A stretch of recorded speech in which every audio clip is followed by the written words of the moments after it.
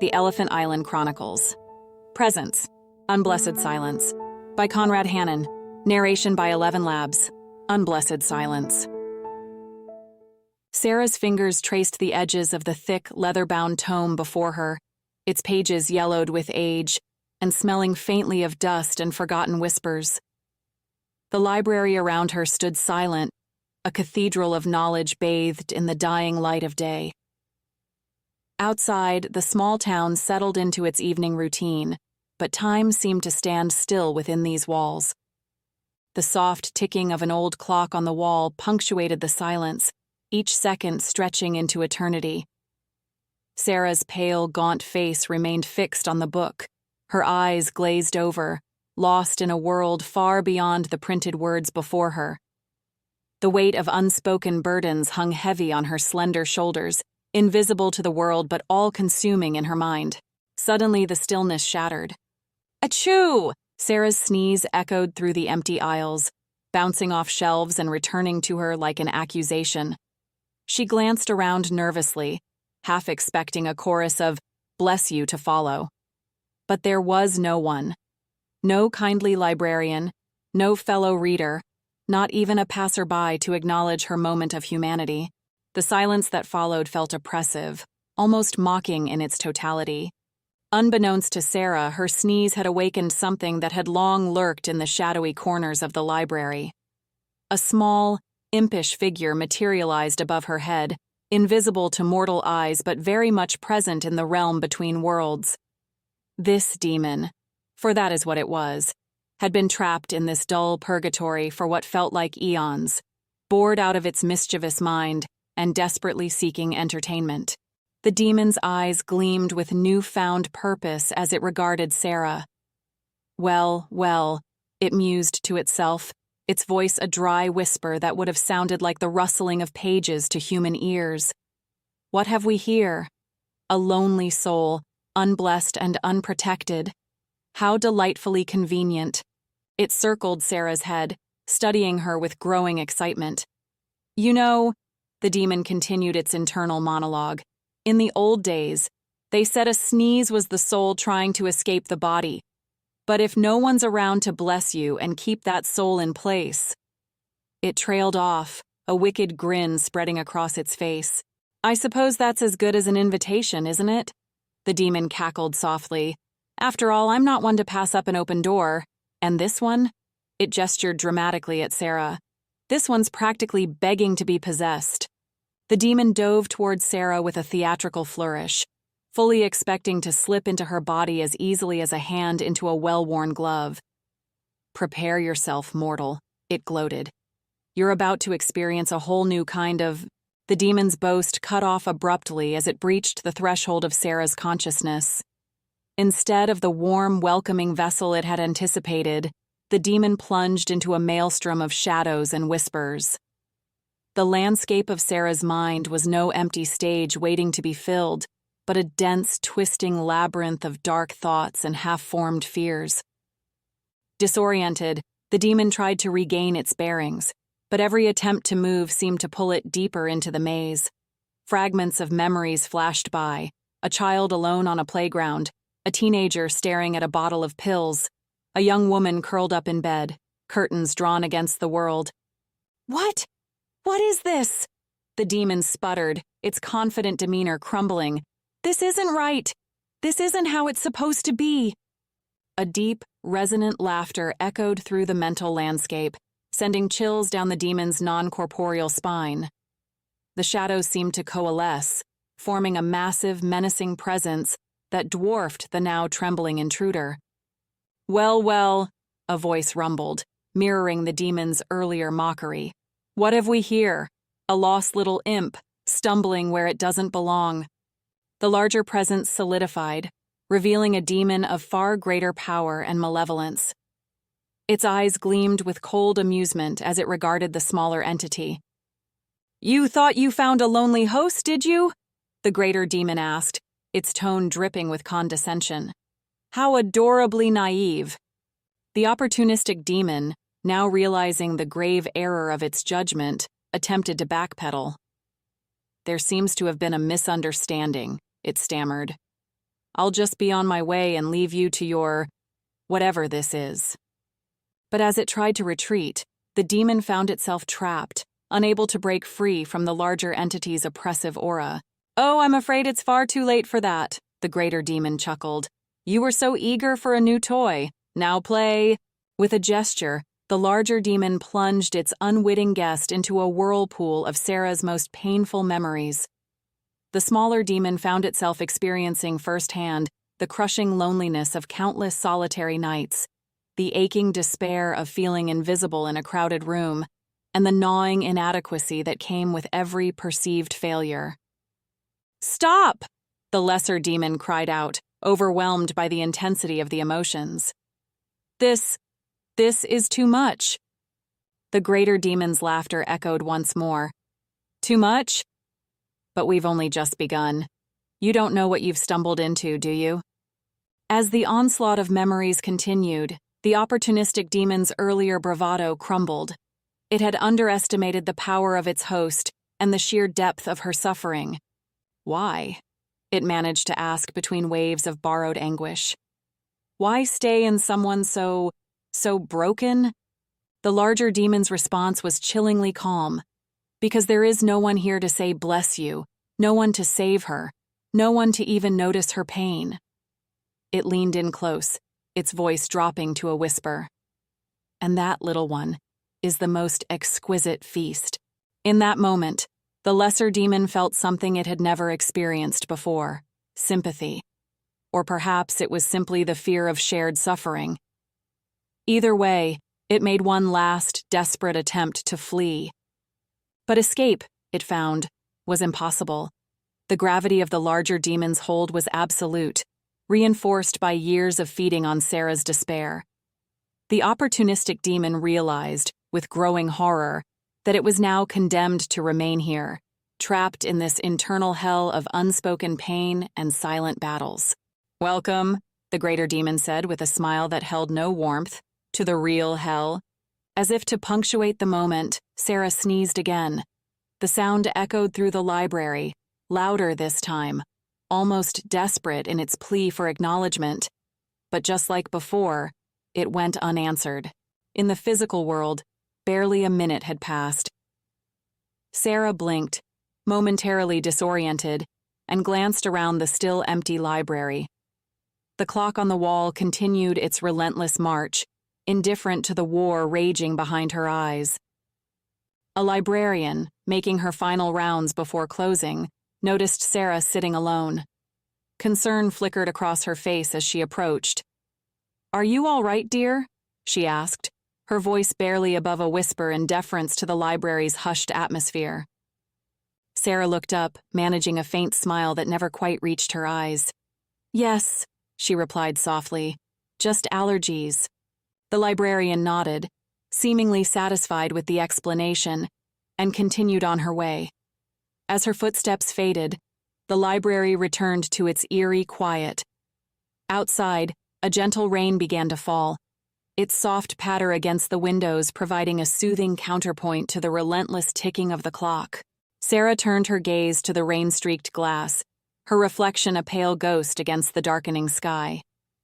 To any observer, she appeared calm, perhaps a bit tired, just another patron losing track of time among the books. But within, the battle raged on. The opportunistic demon, now a permanent prisoner, cowered in the shadows of Sarah's psyche. The greater demon, the manifestation of her depression, anxiety, and past traumas, loomed large, its presence a constant, suffocating weight. And Sarah, unaware of the cosmic struggle playing out within her mind, simply sat, alone, unblessed, enduring. As the library prepared to close its doors for the night, Sarah gathered her things. She moved with the careful deliberation of someone carrying a great burden, though to the outside world she bore nothing but a small bag and the ever-present weight of her unspoken struggles. The librarian watched her go, a flicker of concern crossing her face once more. But the moment passed, and Sarah stepped out into the rainy night, just another face in the crowd, her inner demons safely hidden behind a mask of normalcy. The library fell silent once more, its books holding countless stories, but none quite as poignant as the one that had just walked out its doors, unnoticed and untold. In the days that followed, life in the small town continued its predictable rhythm. The library opened its doors each morning, welcoming patrons seeking knowledge, entertainment, or a quiet place to escape the world. Sarah returned, as she always did, finding solace among the shelves and the familiar weight of books in her hands. To the casual observer, nothing had changed. Sarah still sat at her favorite corner table, still pored over thick tomes with an intensity that bordered on obsession. But beneath the surface, a war raged on. Once so eager to claim a new host, the opportunistic demon found itself trapped in a nightmare of its own making. It huddled in the recesses of Sarah's mind, overwhelmed by the constant barrage of emotions and memories it had so cavalierly sought to exploit. "Is this what it's always like?" it asked one day, its voice small and trembling. "This heaviness?" The greater demon, ever present and ever watchful, regarded its unwilling companion with cold amusement. "This is but a fraction of what she bears," it replied. "Every day, every hour, every breath, it's all a struggle. And the best part—" It leaned in close, its voice dropping to a sinister whisper. "No one sees it. No one knows." A young man approached Sarah's table as if to illustrate the point. He was handsome, with kind eyes and an easy smile. "Excuse me," he said, his voice warm and friendly. "Is this seat taken?" Sarah looked up, startled out of her reverie. For a moment, hope flickered in her eyes, a fragile, tentative thing. "No," she replied softly, "it's free." The young man smiled broader and sat down. He pulled out a book of his own and began to read, occasionally glancing up at Sarah with interest. The opportunistic demon, watching this interaction unfold, felt a surge of something akin to hope. "Look," it exclaimed to its larger counterpart, "someone's noticed her. Maybe this is her chance to—" "To what?" the greater demon interrupted, its tone dripping with sarcasm. "To be saved? To find connection? Oh, you naive little thing, watch and learn." As the minutes ticked by, the young man seemed to work up his courage. Finally, he cleared his throat. "So," he began, "what are you reading?" "It looks intense." Sarah blinked, caught off guard by the question. She opened her mouth to respond, but no words came out. The weight of potential conversation, of social interaction, suddenly felt overwhelming. Her hands began to tremble slightly, and her breath came in short, shallow gasps. I have to go," she muttered, hastily gathering her things. Sarah had fled before the confused young man could respond, leaving behind nothing but the lingering scent of old books and missed opportunities. Outside the library, Sarah leaned against the cool brick wall, her heart racing. Tears pricked at the corners of her eyes, born of frustration and self-loathing. "You see," the greater demon gloated to its captive companion, "this is why we stay. This delicious cocktail of shame and regret, of longing and fear, it's intoxicating." The opportunistic demon, witnessing Sarah's inner turmoil firsthand, felt a wave of something it had never experienced before: compassion. "But it's not fair," it protested weakly. "She wants to connect. She's trying. Fair?" The greater demon laughed, the sound echoing through the chambers of Sarah's mind. "Since when has life ever been fair? No, little one. This is the reality for so many. Silent struggles, invisible battles, fought every day behind masks of normalcy." As Sarah composed herself and began the long walk home, the two demons continued their debate. The once opportunistic entity, now more a reluctant witness, argued for hope, for the possibility of change. The greater demon, secure in its long-held position, countered with the weight of experience and the inertia of ingrained patterns. And Sarah, oblivious to the cosmic argument playing out within her psyche, simply walked. Each step was a silent testament to her resilience, each breath a quiet act of defiance against the demons that sought to define her. Days turned to weeks, and still, the internal struggle continued. The opportunistic demon, once so eager to possess and control, found itself transformed by its unwilling tenure in Sarah's mind. It began to root for her small victories, a smile returned to a cashier, a chapter read without distraction, a moment of peace in the soft light of dawn. "You're growing soft," the greater demon observed one day, its tone a mixture of amusement and disgust. "Don't tell me you're starting to care about this pitiful creature?" The smaller entity, no longer feeling very demonic at all, considered the question. I think I am," it admitted. "Is that so wrong? To want better for her?" The greater demon's laughter shook the foundations of Sarah's psyche. "Oh, you really have lost your way, haven't you? We are not here to want better. We are here to feed, to grow strong on her pain and isolation."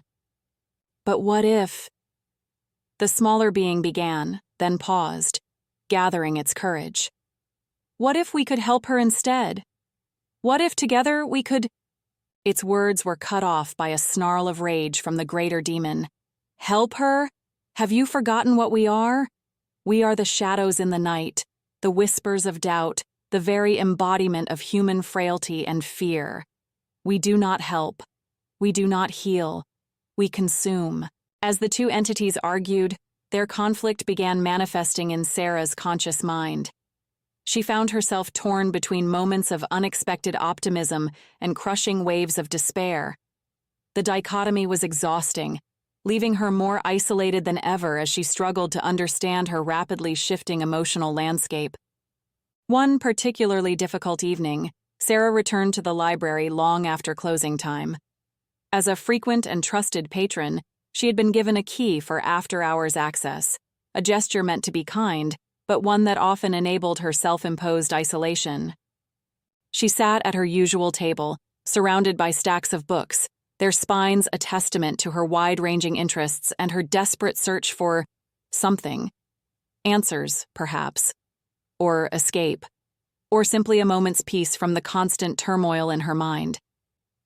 "Why can't I just be normal?" Sarah whispered to the empty room, her voice barely audible over the soft ticking of the clock. "Why is everything so hard?" In the recesses of her mind, the two demons fell silent, both struck by the raw pain in her words.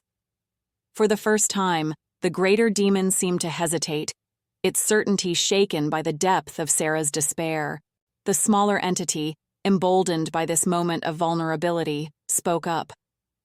"Because you're fighting a battle no one can see," it said, knowing Sarah couldn't hear but hoping somehow the sentiment might reach her. "Because every day you get up and face the world is an act of incredible bravery." To both demons' surprise, Sarah tilted her head slightly as if listening to a far-off sound. "Bravery," she murmured. "Is that what this is?" The opportunistic demon pressed on, no longer feeling very opportunistic at all. "Yes," it insisted, willing Sarah to hear, to understand. "Every smile you force, every interaction you endure, every moment you choose to keep going, it's all so brave." For a long moment, silence reigned. Then, so quietly it might have been imagined, Sarah whispered, "Thank you."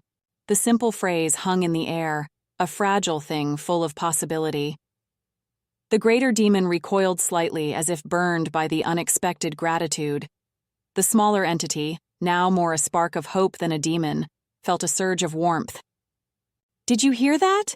it asked its larger counterpart, excitement coloring its voice. "She heard us!"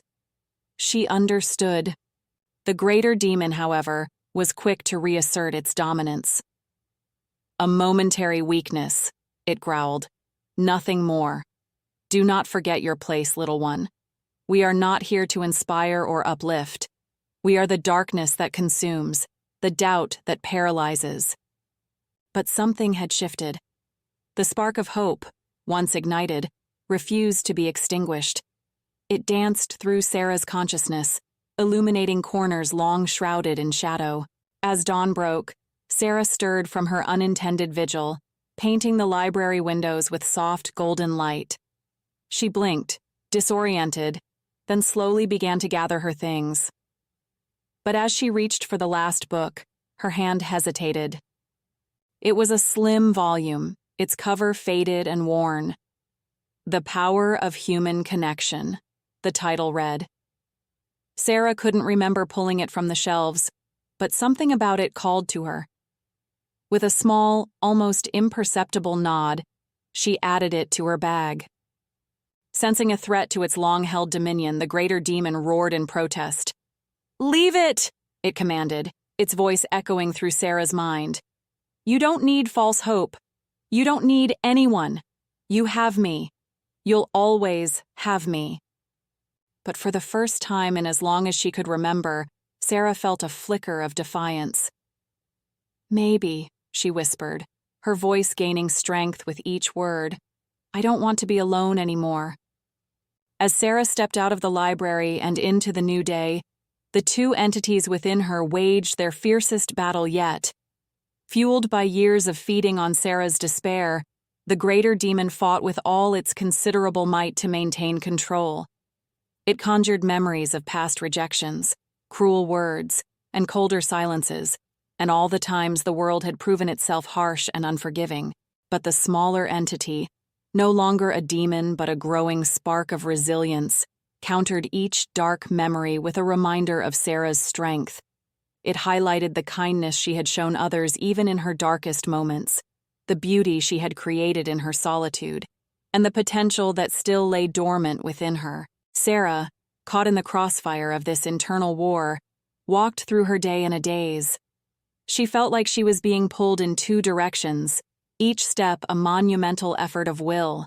As evening approached, Sarah found herself back at the library. But this time she paused at the front desk instead of retreating to her solitary corner. The librarian looked up, surprise flickering across her face. "Sarah? Is everything all right?" Sarah took a deep breath, fighting against the panic rising in her chest. I was wondering," she began, her voice barely above a whisper. "Do you know if there are any book clubs or reading groups that meet here?" The words hung in the air, fraught with possibility. The greater demon howled in fury, sensing its control slipping away. The spark of hope, growing stronger by the moment, urged Sarah on. The librarian's face lit up with a warm smile. "As a matter of fact, we do. There's a group that meets every Thursday evening. They're reading The Power of Human Connection right now. Would you like me to sign you up?" Sarah's eyes widened.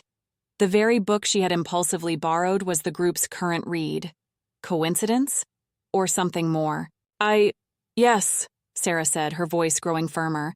"Yes, I'd like that very much." As the librarian jotted down Sarah's information, the internal battle reached its climax. The greater demon, realizing the precariousness of its position, made one last, desperate attempt to reassert control. "You'll only embarrass yourself," it hissed. "They'll see how broken you are, how unworthy. Save yourself the pain and stay where you belong, alone." But the spark of hope stood firm, now a blazing flame of determination. "No," it declared, its voice ringing with newfound authority. "She's taken the first step. She's choosing connection, choosing life. Your reign here is over." With a howl of defeat, the greater demon began to dissolve, its form dissipating like mist in the morning sun. The opportunistic demon, now transformed into something altogether different, felt itself changing too. It was no longer a separate entity, but a part of Sarah herself, her resilience, her courage, her hope for a better tomorrow. As Sarah left the library, a tentative smile played on her lips, and she felt lighter than she had in years. The war within her was not over. Such battles are rarely won in a single day, but a significant victory had been achieved. She paused on the library steps, looking out at the town as if seeing it for the first time, The setting sun painted the sky in vibrant hues of orange and pink, a beautiful reminder of endings and new beginnings. Sarah took a deep breath, filling her lungs with the cool evening air. "Thank you," she whispered, though she wasn't quite sure to whom or what. A gentle breeze rustled through the trees lining the street as if in response.